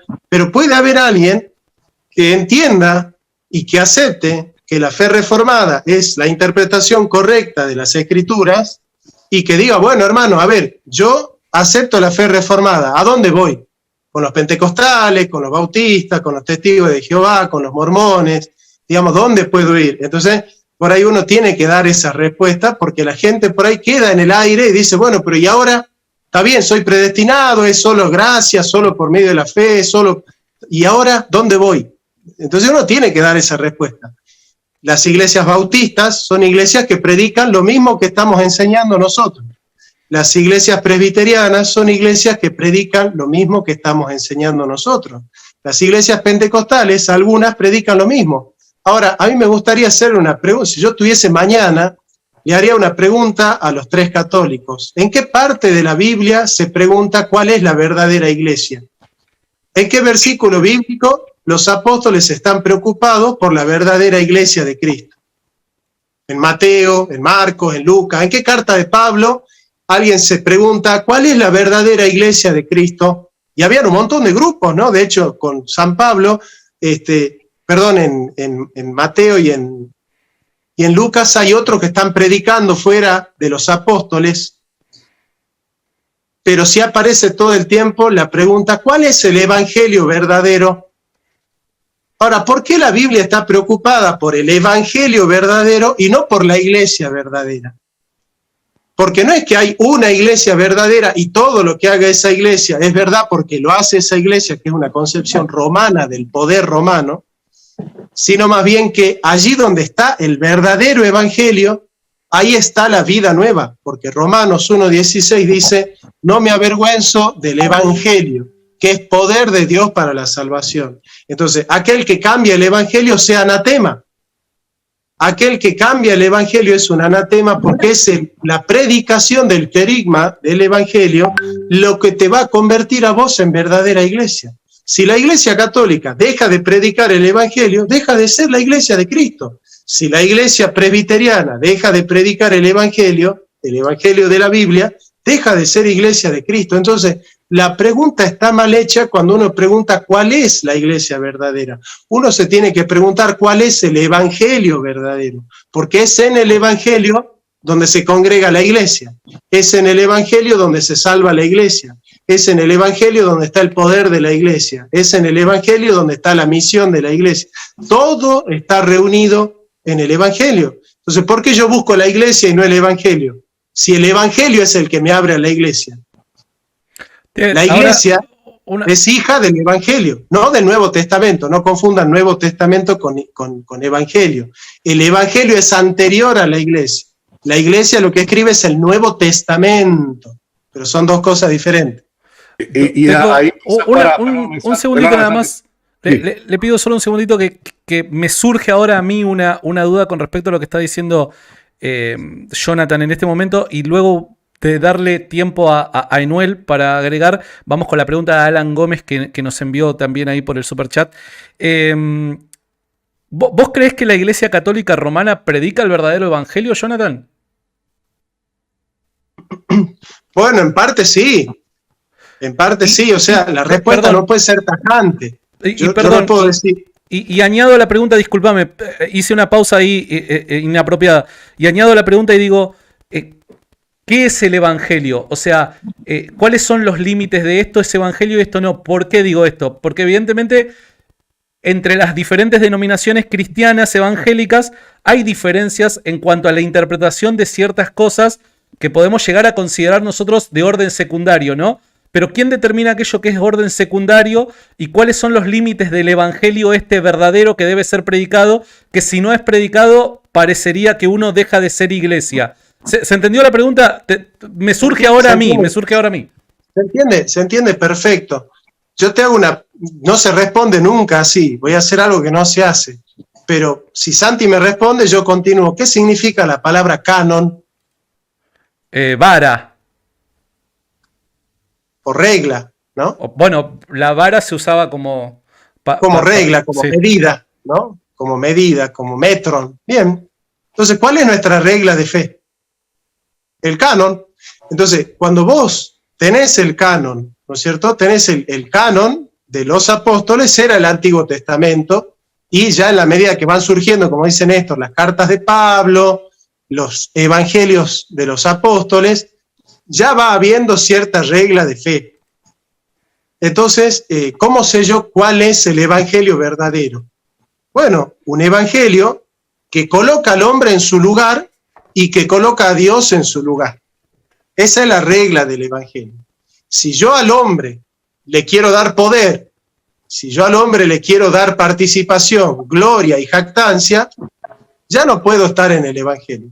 Si yo digo, no, el hombre se tiene que arrepentir, pero el arrepentimiento viene del hombre, o la fe viene del hombre, o el hombre busca a Dios, o el hombre hace cosas buenas, o el hombre merece la salvación, o el hombre adquiere méritos, yo estoy colocando al hombre en el poder. En cambio, cuando nosotros ponemos al hombre en su lugar, le damos al hombre el lugar que le da toda la Biblia al hombre. Y cuando se habla del hombre, se dice que el hombre es bueno, que es santo, que es justo y que es impoluto. Jesucristo dice, vosotros que sois malos, dais cosas buenas a sus hijos, cuánto más Dios, su Padre que está en los cielos. No hay justo ni siquiera uno. Y los que son justos en la justicia de Dios. Entonces, cuando alguien coloca al hombre en su lugar, lo coloca al hombre como un pecador redimido, nunca como un justo que merece la salvación. Y a Dios como el que hace toda la obra. Entonces el evangelio es el que pone a Dios, que es el que hace toda la obra, y al hombre, que es aquel que recibe la obra. Obviamente que la recibe por fe, pero si todo es un don de Dios, y si es por gracia ya no es por obras. De otra manera la gracia ya no es gracia, y si es por obra ya no es gracia. De otra manera la obra ya no es obra. Entonces, o es por gracia o es por obras. Si el evangelio predica solo la gracia, es el evangelio de Cristo. Si predica gracia con obras, lo que hace es estar mezclando las cosas. Y los apóstoles siempre tuvieron claro que toda la obra es de Dios. Por eso, en el Hechos de los Apóstoles, ¿quién es el que toca el corazón de Lidia para que escuche la predicación de Pablo? Por eso Dios tocó el corazón de Lidia. Por eso dice muy bien Enuel, y todos los que estaban predestinados a la salvación ingresaron a la iglesia. ¿Y quiénes son los que ingresan a la iglesia? Los predestinados. ¿Qué hizo Jacob para ser predestinado? Nada. ¿Qué hizo Esaú para ser rechazado? Nada. ¿Por qué? Romanos 9. Fue rechazado Esaú en el seno de Rebeca y fue aceptado Jacob en el seno de Rebeca. Entonces, ¿dónde están los méritos? Si los que son predestinados, como dice San Pablo en Efesios, antes de la fundación del mundo. ¿Qué mérito tiene Santiago Alarcón antes de la fundación del mundo para haber sido escogido por Dios? Después. Acá el tema fundamental es, si nosotros queremos tener una fe sólida, tenemos que creer lo que dicen las Sagradas Escrituras. Si nosotros creemos en lo que dice la Escritura y también en lo que dicen los hombres, vamos a tener un evangelio mezclado, vamos a tener un evangelio que no es tan confiable. Entonces, ¿cuál es el verdadero evangelio? Hay que leer la regla de fe. La misma regla de fe es el canon de fe, que es el Antiguo Testamento y el Nuevo Testamento, porque toda la Biblia tiene el mismo mensaje. No es que en un momento Jesús dice, se salvan por las obras. Hay textos que parecen decir así. No quiero extender demasiado el punto y extiendo esta pregunta para Néstor y Enuel también para que den su punto. Una persona que mucho no entiende de teología y mucho menos de calvinismo, ¿no? Particularmente el calvinismo, ¿no? Como yo, puede llegar al oír esta respuesta, puede llegar a quizás confundirse en el sentido en el que puedo estar confundido yo en este momento. ¿Por qué digo esto? Porque me dio la impresión con que el evangelio como tal, para poder identificar la iglesia verdadera, el evangelio como tal parece ser dependiente necesariamente de la postura calvinista, tal y como lo presentaste. Hay otras posturas no calvinistas de cristianos que podrían cumplir con los requisitos para dicha interpretación o postura ser considerado como falso evangelio y por ende no ser iglesia? No sé si me estoy expresando correctamente. A mí me dio la impresión, y vuelvo a repetir, debe ser por mi ignorancia, a mí me dio la impresión de que esa postura de lo que es el evangelio depende mucho de la postura calvinista, ¿o estoy equivocado? Yo lo dejo a Néstor, simplemente dijo esto. No es que el evangelio depende de lo que dice Calvino, sino que el calvinismo depende de lo que se dijo en el evangelio. Eso es una de las cosas, pero además hay núcleos centrales, que es el señorío de Cristo y todo eso que lo aceptamos todos. Hay ciertos detalles que en vez de fortalecer ese núcleo lo destruyen, pero ahí lo dejo en esto. Claro, ok. De hecho, el pensamiento que asume que es el evangelio lo que realmente debe procurarse convertirse en norma para definir cuán válida es una iglesia o cuán válida es una congregación. No es un principio que lo invente Calvino o que se haya desarrollado en el calor de la Reforma. Es un principio que tiene un largo antecedente que puede rastrearse inmediatamente a las mismas páginas de las Escrituras. Lo que sucede es que muchas veces cuando se tiene un prejuicio hacia una postura, lo que se hace es enjuiciarla sin analizarla. El análisis inmediato que se hace de la postura a la luz de los textos escriturales hace que verdaderamente nosotros tengamos que llegar a la conclusión de qué sistema es más consistente. Y ahí está el punto. Y hay un tópico que, por cierto, lo he estado analizando junto con uno de mis grandes alumnos, un joven que se llama Robert Corona. Estábamos analizando este tema y llegamos a una conclusión interesante. El sistema o el conjunto... Seguí con la respuesta, yo ahora vengo. Un segundito nada más. Seguí con la respuesta, por favor. Ok, no hay problema. El conjunto del sistema debe ser consistente, aunque no esté completo. De hecho, dentro de los parámetros de la lógica argumental, especialmente a partir de Gödel, se habla de que un sistema puede ser consistente, aunque no esté completo, pero su incompletitud no niega su consistencia, de forma que puede ser incompleto en su expresión y aún así ser consistente con la realidad o con la norma que se utiliza para medir esa realidad. Es obvio que en el calvinismo hay muchos tópicos que faltan. Es obvio que el calvinismo es un conjunto incompleto, que hay elementos que deben ser analizados o que deben ser insertados o que deben evaluarse las otras posiciones para analizar qué es lo que podrían aportarle al calvinismo. Pero la incompletitud del calvinismo no niega su consistencia, porque al final de cuentas los conjuntos consistentes no necesariamente tienen que ser completos. De hecho, la paradoja es esa. Si buscas un sistema o un conjunto que esté completo, no será consistente. Pero cuando tienes un conjunto consistente, no necesariamente será completo. Y sin embargo, al que hay que preferir, no al sistema completo, sino al sistema que es consistente. Y a la luz del análisis, sin duda alguna, el calvinismo goza de esa característica, goza de esa cualidad. Añado un puntito nada más, perdón y digo, pero te hago una pregunta. ¿Un cristiano arminiano cumple con los requisitos o características, o los criterios que están mencionando para ser considerado iglesia, dado cómo entiende el evangelio? Bueno, muy buena pregunta, por cierto. Sin duda alguna, el arminiano, a pesar de tener una postura inconsistente con las escrituras, dentro de la explicación calvinista está salvo. Si no, el calvinismo se negaría a sí mismo si condena al arminiano, puesto que entiende el calvinista que la salvación descansa en Cristo y en la elección divina.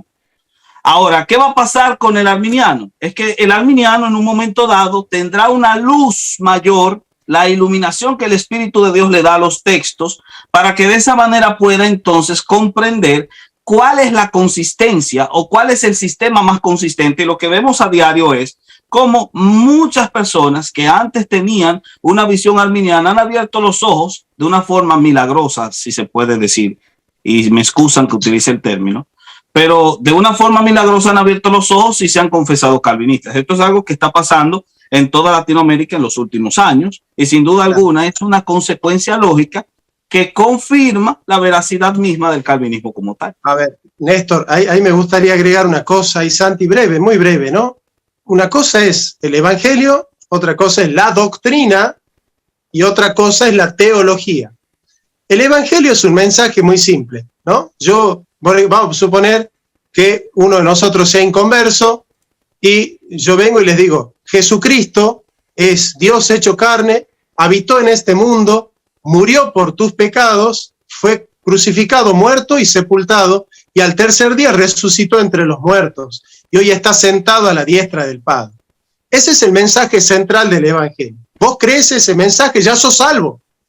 Okay. No es que yo después te tengo que tomar un examen de teología y decirte, che, pero la predestinación es doble, es sinergista o monergista. Okay. Che, pero la iglesia es visible. No, esa es otra parte que tiene que ver con la catequética, con la catequesis, que es crecer en la fe de los que ya somos salvos. Vos aceptás ese mensaje y ya sos salvo. Después viene la doctrina, que es la profundización del evangelio, y después viene la teología, que es la sistematización de ese mensaje.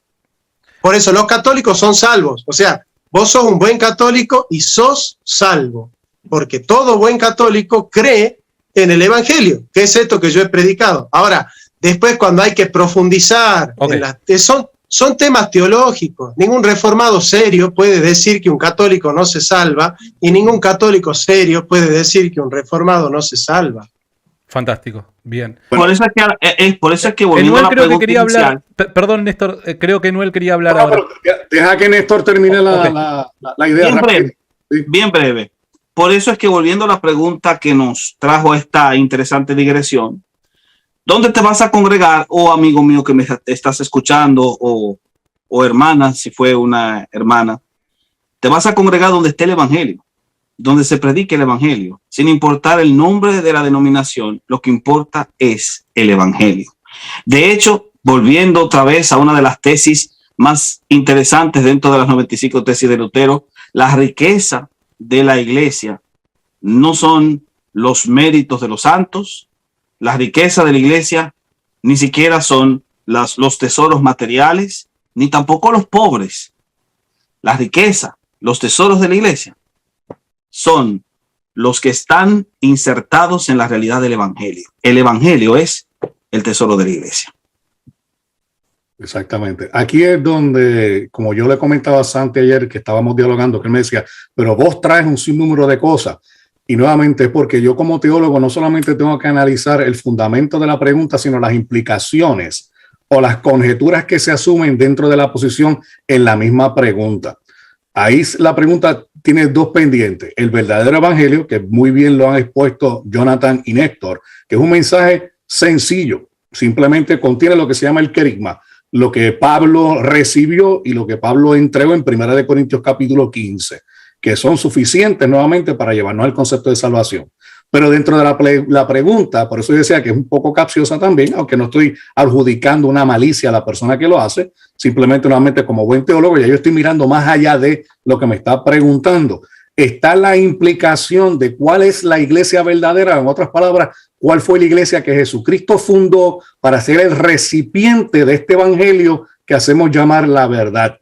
Y en esa pregunta, ahí sí que hay que contestar, porque nuevamente, desde la perspectiva católica, apostólica y romana, no existe salvación fuera de la Iglesia Católica, Apostólica y Romana, y por eso se designa como la madre de todo cristiano como tal, lo cual yo difiero por diferentes cosas. ¿Y de dónde se basa entonces el fundamento o el origen de la supuestamente verdadera iglesia? Nuevamente se basan en Mateo capítulo 16, verso 18. Tú eres Pedro, y sobre esta roca edificaré mi iglesia. Y entonces dicen, ¿ves? Ahí tenemos la evidencia de que la iglesia que fundó Cristo fue la iglesia que fue nuevamente designada por el magisterio a través del obispado de Pedro y a través de la tradición apostólica. Y tenemos esas tres fuentes: la escritura, la tradición y el magisterio. Por ende, la iglesia donde se predica ese evangelio, como lo expuso Jonathan y Néstor, es la Iglesia Católica, Apostólica y Romana. El único problema es que cuando usted hace verdaderamente una exégesis y va a esas palabras, tú eres Pedro y sobre esta roca edificaré mi iglesia, tenemos que analizarlo nuevamente de una perspectiva exegética correcta, porque allí se está hablando de un pronombre demostrativo que se convierte después de un pronombre atributivo. Esta es la palabra tafti, y no se puede adjudicar a Pedro en un concepto exegético, porque Pedro no es el que está hablando. Quien está hablando es Jesús. Por ende, Pedro podría decir esta roca o esta piedra edificará, va a ser la que va a edificar la iglesia, pero Pedro no es el que está hablando, quien está hablando es Cristo. Por ende, de una perspectiva de un pronombre demostrativo, esta que se utiliza allí, esta se aplica en mayor proximidad en aquel que la está hablando, y es Jesús quien la está hablando. La construcción de una posición predicativa en esa frase está el pronombre demostrativo, un artículo y un sustantivo que lo hace demostrativo, pero también es un pronombre que es atributivo. El artículo que se utiliza allí, tei, ¿verdad? Que utiliza la palabra teute, tei, petrai, y esta piedra. Ese artículo es un artículo por excelencia que denomina que esa piedra que está hablando es la piedra mayor. No hay otra piedra mayor de ahí. Por ende, cuando dice tú eres Pedro y sobre esta roca, no está hablando de Pedro, porque Pedro no es la roca mayor, es Cristo basado en eso. Por ende, aquí tenemos este concepto que tenemos que entender, que muchas personas hablan de Petros y Petra nuevamente. Entonces he escuchado al sacerdote Luis Toro diciendo, pero vayamos allá a Corintios, que habla la palabra Cefas, que hablaba en arameo. Sí, pero no utiliza la palabra lithos para hablar el concepto. Por ende, cuando Jesús está hablando allí, está hablando de esta piedra, es la que va a ser edificada la iglesia. Aparte de eso, un análisis exegético cultural, nos damos cuenta dónde estaba Jesús hablando esas palabras. Jesús estaba en Cesarea de Filipos, hablándole a los apóstoles, donde allá había una gran roca que tenía unos nichos donde se encontraban los dioses Pan y todos los dioses romanos. Y había una entrada bien grande que se conocía como las puertas del Hades. El Señor, hablando con los discípulos, específicamente donde Pedro, muy probablemente también estaba diciendo, tú eres Pedro, una piedra pequeña, pero sobre esa roca, en otras palabras, sobre el paganismo, la voy a conquistar, porque las puertas del Hades no se traduce como infierno, se traduce las puertas de la muerte no van a prevalecer por ella. Por ende, cuando Cristo resucita, ¿qué es lo que dice el apóstol Pablo? ¿Dónde está, oh muerte, tu aguijón? ¿Dónde, oh sepulcro, tu victoria? Porque la muerte no lo podía conquistar, y él expuso públicamente a todas esas deidades, triunfando sobre ellas en la cruz. Así que desde una perspectiva exegética, desde una perspectiva histórica, desde una perspectiva teológica, Pedro no es la piedra donde se fundamenta la iglesia, es Jesucristo. Y cuando vamos, por ejemplo, a el texto de Romanos capítulo 9, verso 33, él es la piedra del ángulo. Efesios capítulo 2, verso 20, él es la piedra del ángulo donde estos apóstoles fundamentan todo este congreso de ideas teológicas y salvíficas, diciendo que es Cristo la roca, y los apóstoles, como unos buenos andamios, construyen para luego ir a Efesios capítulo 4, verso 11, que nuevamente, perdona que me moleste, pero cuando yo veo una exégesis haciéndola tan mal y tan pobre, no voy a decir es uno de los 3 de mañana.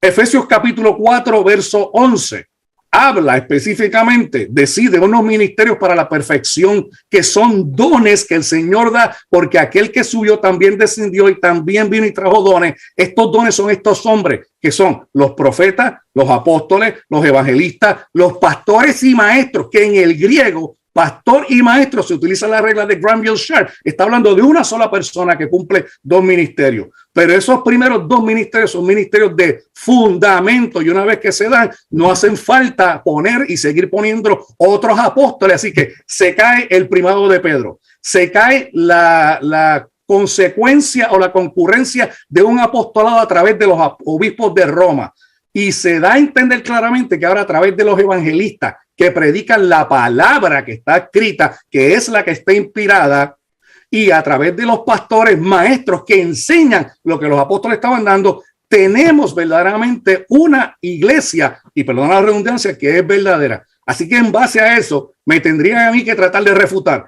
una exégesis que tenga que ver con una exposición exegética, teológica, gramatical y morfosintáctica, para decir que la verdadera iglesia fue la que fundó el Señor Jesucristo en la persona de Pedro. Perdóneme, pero yo no me puedo adjudicar en cuanto a eso. ¡Fua! Tiraste ahí metralleta con todo, Enuel. Tiraste dato a full, tiraste ahí un montón de cosas. La verdad, podemos o no podemos estar de acuerdo con eso, pero nadie puede decir que no sabe de lo que habla, honestamente. O sea, esto le digo al público. Hay veces de que el público se toma todas estas cosas muy a la ligera porque es muy partidista, ¿no? Nos volvemos muy partidistas, muy Boca River todo, ¿no? Y evidentemente, chicos, tenemos que aprender igual que va a pasar mañana, o sea, tenemos que aprender a tomar toda esta información que se nos está transmitiendo, porque la verdad, yo tengo que ser honesto, para mí todo esto vale oro. Así que muchísimas gracias, Enuel, por tu extraordinaria respuesta, de verdad. A ver, Jonathan, sé que te tenés que ir, ya es la hora que más o menos hemos pautado. Si te parece, te hago la última pregunta a vos para bueno, cuando... Tengo 15 minutitos más, Santi. Ok. Ya tenemos casi 700 personas en línea. Están todos reprendidos, todos a full. Les agradezco mucho, Enuel, vos que estás ahí saliendo, recuperándote. Muchísimas gracias. Por favor, siéntanse en libertad. Si ya consideran que es tarde para retirarse y demás, por favor, no se queden acá por mí y nada. Les agradezco mucho por este laburo. Dice Alan Gómez. A ver, se la hago a Jonathan entonces. Si solo la escritura es la única autoridad infalible, pero su magisterio protestante no es infalible, ¿cómo confiar que esa interpretación que hacen de la escritura es la correcta? Bueno, volvemos siempre a lo mismo. Siempre se quiere confiar en un hombre, ¿no? Ese es una de las diferencias entre la Reforma y el catolicismo, es que la Reforma dice, maldito el hombre que confía en el hombre. Pero bueno, ese no es un texto de Calvino, eso está escrito en la Biblia. Nosotros tenemos varios auxilios para entender la Escritura y para acceder a la interpretación de la Escritura. No voy a citar la institución de la religión cristiana de Calvino. Tampoco voy a citar a Santo Tomás de Aquino. Acá están las obras completas de Santo Tomás de Aquino. Voy a citar los textos de la Escritura, que es la profecía más confiable de todas, según la carta de Pedro, ¿no? Que ya hemos hablado con Santi muchas veces de esto. Yo prefiero basarme en la más confiable. Soy así, tengo ese vicio de que si no es la más confiable, para mí no es confiable.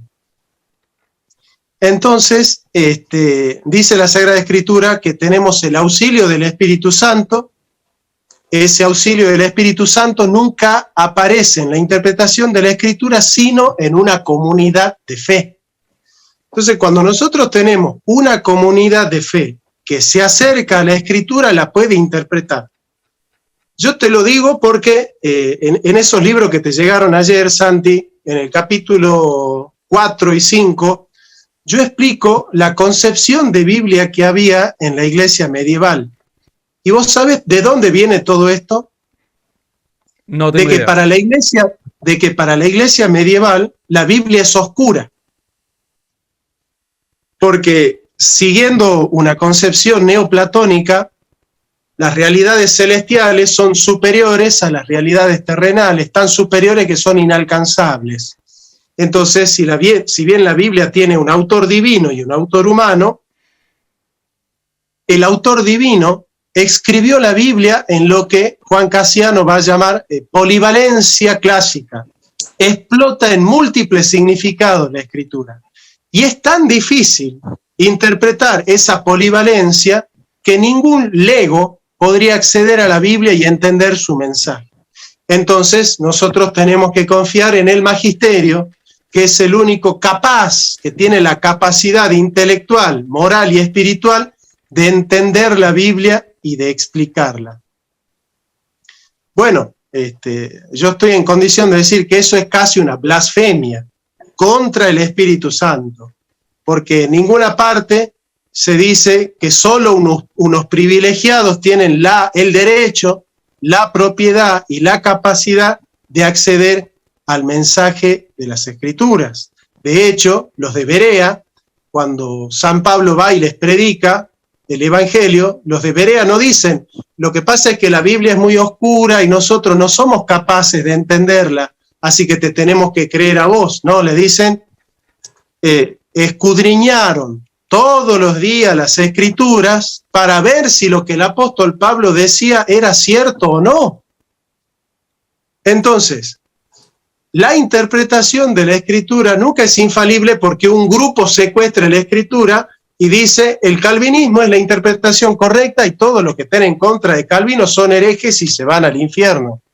Nunca van a escuchar a un calvinista decir así. Creo que salvo MacArthur, que no sé si está bien de la cabeza, no hay ningún calvinista que pueda decir eso. Porque para nosotros la salvación no depende de la teología. La salvación no depende de una clase de teología. Vos cuando te vayas al cielo, Dios no te va a tomar un examen de teología. Entonces, cuando vos aceptás el querigma, Jesucristo es Dios, es Dios. ¿Vino a la tierra? Sí. ¿Es verdadero hombre? Sí. ¿Es verdadero Dios? Sí. ¿Padeció bajo el poder de Poncio Pilato? Sí. ¿Fue crucificado? Sí. ¿Murió? Sí. ¿Fue sepultado? También. ¿Estuvo en los infiernos? Sí. ¿Resucitó al tercer día de entre los muertos? Sí. Bueno, el infierno, descendió al Hades, está bien. ¿Resucitó de entre los muertos? Sí. ¿Está sentado a la diestra de Dios Padre? Sí. Listo, ahí estamos. Ya estás en el querigma. Vos aceptabas ese querigma y eras parte de la iglesia. Todo lo demás era catequesis. Todo lo demás es catequesis e interpretación. Ahora, si vos no tenés acceso directo a la Biblia, si no te permiten leer la Biblia y si no te dan el derecho de interpretarla libremente, ¿qué significa libremente? Sin la coacción de que si no entendés lo mismo que interpreta el magisterio, te vas al infierno, sos un hereje o sos echado de la iglesia. Me parece que justamente una de las premisas de la Biblia es que la Biblia es clara, salvo algunos textos, dice Pablo, por ejemplo, Pedro dice, en las cartas de Pablo hay algunas cosas que son difíciles de entender y que algunos indoctos e inconstantes tuercen para su perdición. Pero no está diciendo que toda la Biblia es oscura. ¿Cómo va a ser oscura la Biblia? Acá en la esquina de mi barrio hay una señora que vende bollo y lee la Biblia todo el día. Yo te puedo asegurar que esa señora sabe más de Dios que todos los cuatro que estamos acá. Y esa señora no terminó la secundaria. Ahora, ¿por qué esa señora puede entender perfectamente el mensaje de la Biblia? ¿Porque sabe latín, estudió exégesis, la lee la Biblia en griego? ¿O porque en comunidad puede leer el Evangelio y entenderla con el auxilio del Espíritu Santo? Entonces me parece que todas esas preguntas de querer una interpretación infalible, nunca dice la Biblia que la interpretación es infalible. Es infalible la Escritura. Ahora nosotros tenemos que acercarnos a la Escritura confiadamente, sabiendo que puede ser que nuestras interpretaciones no siempre sean perfectas, pero en ninguna parte se dice eso. Pablo, que supuestamente era el Papa infalible, en el Concilio de Jerusalén perdió el debate con Pedro, que era supuestamente el Papa infalible, perdió en el Concilio de Jerusalén el debate con Pablo, porque si ganaba Pedro, que era el Papa infalible, ese debate, hoy nosotros tenemos que tener circuncidados el prepucio. Bueno, eso. ¿Alguien más quiere añadir algo? Así rapidito, sin tomarle mucho tiempo. La pregunta que yo tendría que hacer también, ¿de qué está compuesto entonces el magisterio de la Iglesia Católica? De hombres que son falibles también. Por ende, cuando se habla en el sentido de eso, no podemos descartar la obra del Espíritu Santo en lo que conocemos como la iluminación. Habiendo escuchado el Evangelio de verdad, el Evangelio de vuestra salvación, y habiendo creído en él, fuiste sellados con el Espíritu Santo de la promesa. El Espíritu viene a morar en aquellos nuevamente cuando hemos creído y hemos confesado. Romanos capítulo 10, verso 9. Porque si confiesas con tu boca que Jesús es el Señor y crees en tu corazón que Dios le levantó de los muertos, serás salvo. Cuando vamos al libro de Primera de Juan, nos dice, hijitos, escribo estas cosas para que sepáis que tenéis vida eterna.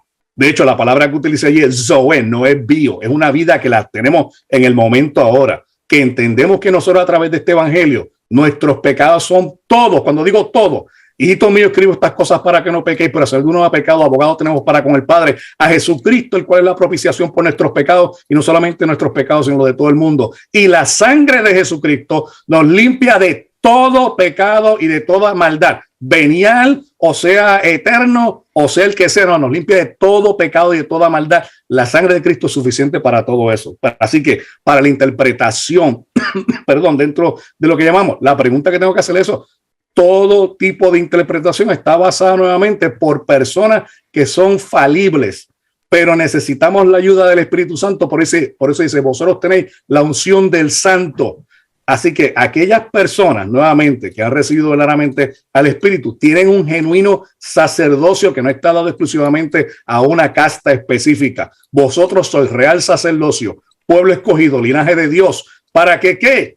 Que proclaméis las verdades de esta luz admirable nuevamente. Por ende, a través de la iluminación del Espíritu Santo, podemos nosotros dialogar y llegar nuevamente en un concilio o en un consenso a través de una buena exégesis de lo que significa verdaderamente la interpretación de la palabra. Así que cuando alguien me dice, no, porque el magisterio es el que tiene toda autoridad para interpretación, porque ustedes son falibles, porque ustedes interpretan la Biblia por su propia cuenta, yo digo, pero ¿y de quién está compuesto entonces el magisterio de la Iglesia Católica si no son de hombres que son falibles? Mire la historia de la Iglesia a ver cuántos papas no se declararon como herejes.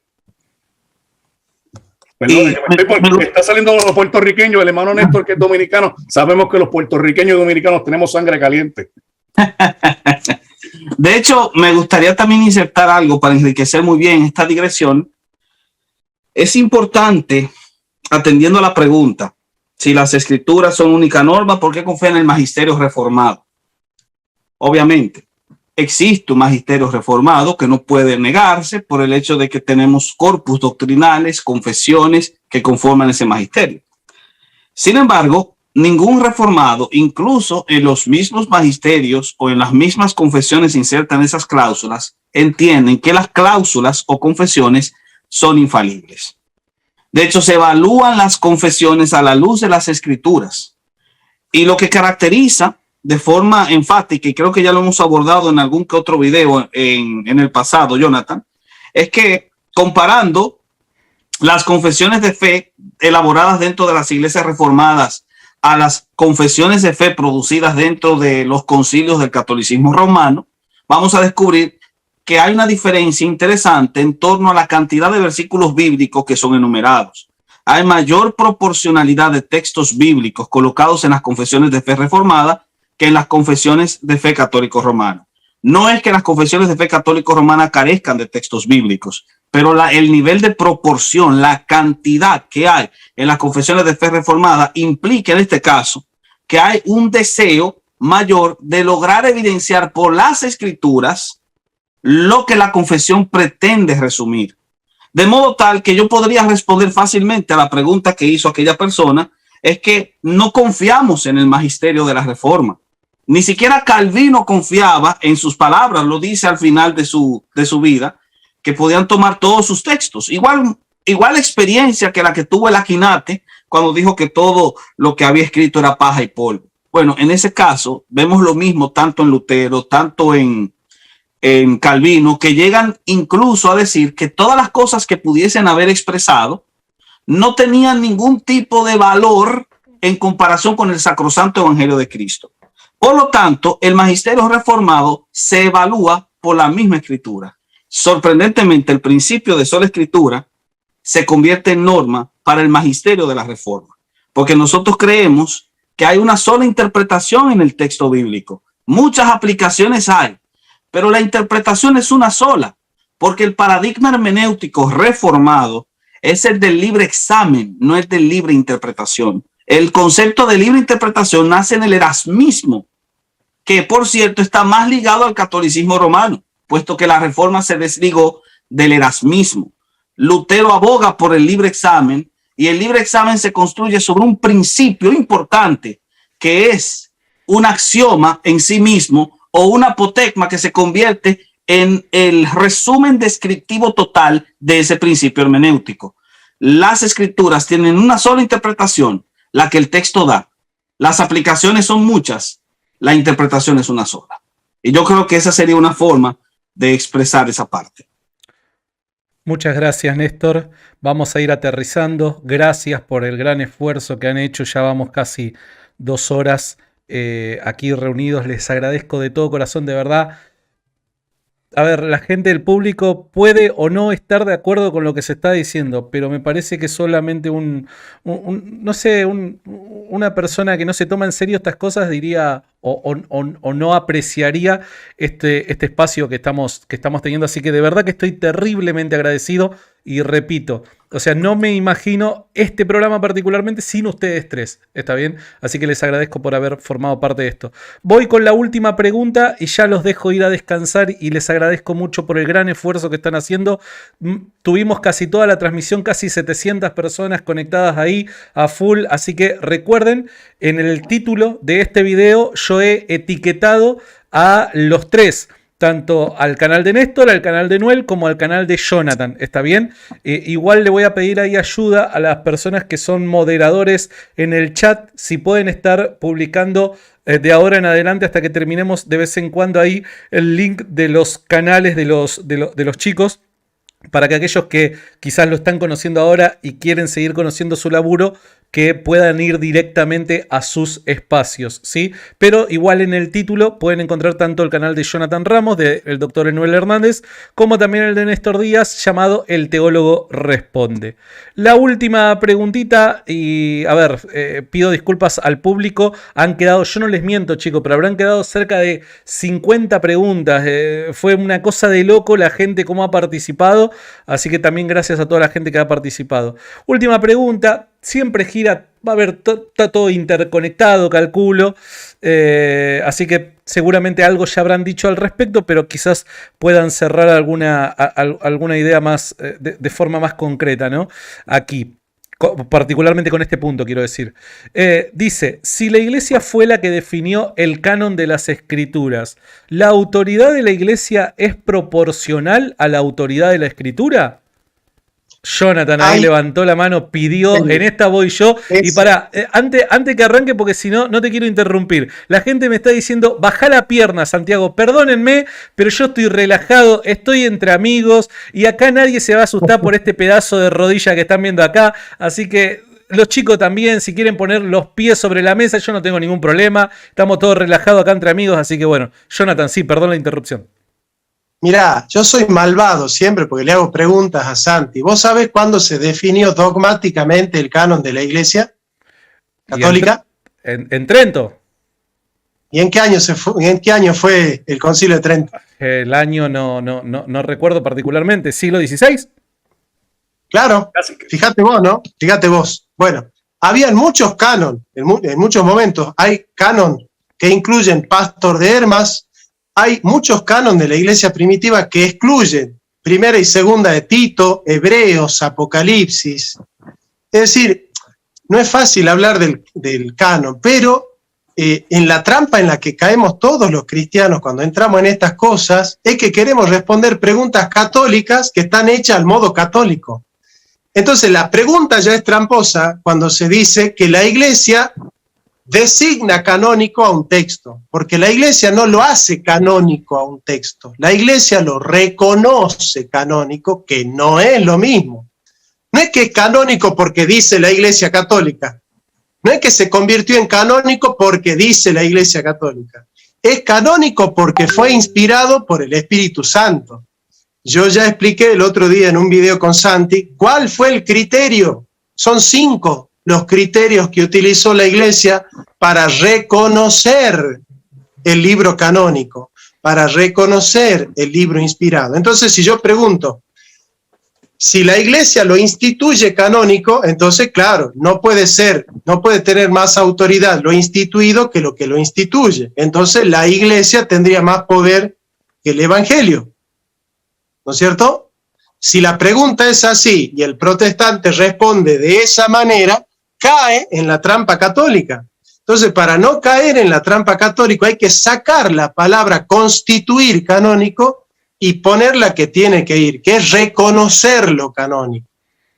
Ahora, la iglesia, a través de un criterio que tiene 5 pasos, que ya lo explicamos en el otro video, y si quieren hacemos otro video, y explicamos cuáles son los criterios que ha tenido la iglesia a lo largo de mucho tiempo para reconocer los libros canónicos, con todo gusto. Pero bueno, esa pregunta sí es tramposa, evidentemente, porque no es que la iglesia dice, ah, mira, este es canónico, pum, entonces se convirtió en canónico, porque dice la iglesia católica. Digamos, no es así, no funciona así, nunca funcionó así, digamos. De hecho, podrían existir libros inspirados que no están dentro del canon. La iglesia, con su método, fue recabando ciertos libros, ciertos textos. Hay muchos textos que se citan en el Nuevo Testamento. Néstor, si te acordás, hay una carta a Aristeas, creo que se llama la carta a Aristeas, algo así, que se cita en el Nuevo Testamento, pero que no se encontró la carta. Pero si tuviésemos esa carta a Aristeas, la carta a Aristeas formaría parte del Nuevo Testamento. Quiere decir, esos son los libros que la iglesia dijo, este es el canon, que nos sirve a nosotros como regla de fe, porque tienen una unidad doctrinaria, no se contradicen, son consistentes con el Antiguo Testamento, fueron reconocidos por la iglesia primitiva, pero es que la iglesia los reconoce canónicos, no los hace canónicos la iglesia. Nada, simplemente eso. Gracias, Jonathan, muchas gracias. ¿Va, Néstor? Me gustaría aportar un poco también a lo que dice Jonathan. Sin duda alguna, la mayoría de las preguntas que se hacen no tienen respuesta porque están mal formuladas.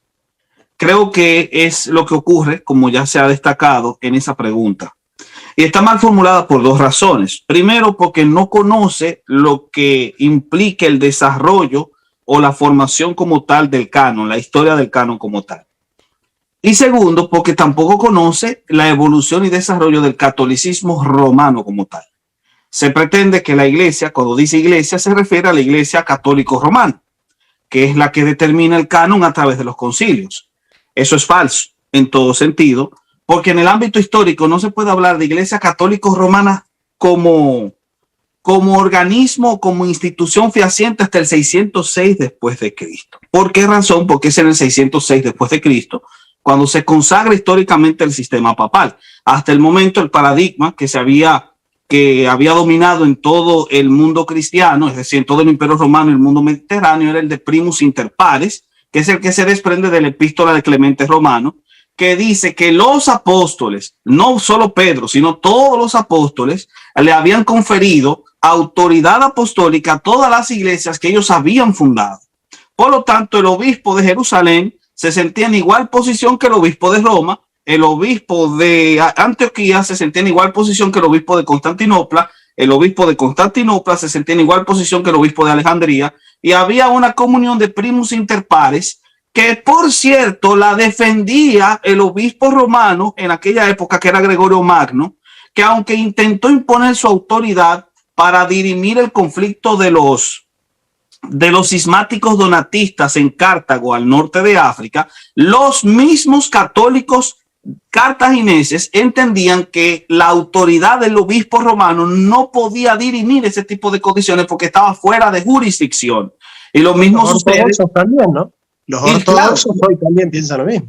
Lo mismo sucede con el caso de los católicos coptos, de los católicos antioqueños, de los católicos ortodoxos griegos que estaban en Constantinopla. La idea del primus inter pares la defendía incluso el mismo Gregorio Magno. ¿Por qué? Porque Juan el Ayunador, que era patriarca de Constantinopla, se proclamó obispo universal, llámese papa. Y Gregorio Magno le escribió una carta diciendo que lo que él había dicho era profano, inmundo y diabólico. Decir que era obispo universal para Gregorio Magno, que está en la lista de los papas oficiales, era profano, inmundo y diabólico. Y sin embargo, después de la muerte de Gregorio Magno, uno de sus sucesores, Bonifacio III, en el 606 se adjudica el apelativo de papa, y es a partir de ahí que podemos hablar de una experiencia católico-romana ya definida, aunque no del todo, porque la Iglesia Católico-Romana se ha ido definiendo a lo largo de los siglos. Por lo tanto, una iglesia que surge o que se desarrolla a partir del 606 no puede haber determinado un canon que ya estaba reconocido en el siglo III. Aparte de eso, tenemos que mencionar el punto de la formación del canon. En las escrituras, por lo menos en el Nuevo Testamento, ya se presupone un canon del Nuevo Testamento, un canon neotestamentario. Esto lo encontramos en una lista que sobrevive, que muchos atribuyen a Ignacio de Antioquía, y que se cree fue redactada para finales del siglo I, por lo tanto incluso hay quien supone que fue aprobada por el apóstol Juan.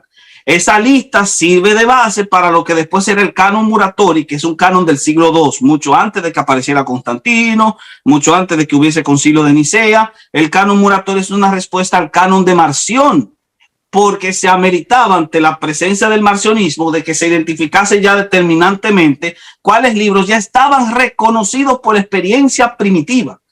Y esa experiencia primitiva se descubre incluso en el apóstol Pedro. Oigan lo que dice Pedro en 2 Pedro, capítulo 1, verso 19 al 21, pero el verso 19 es el más importante para todos los que nos están viendo.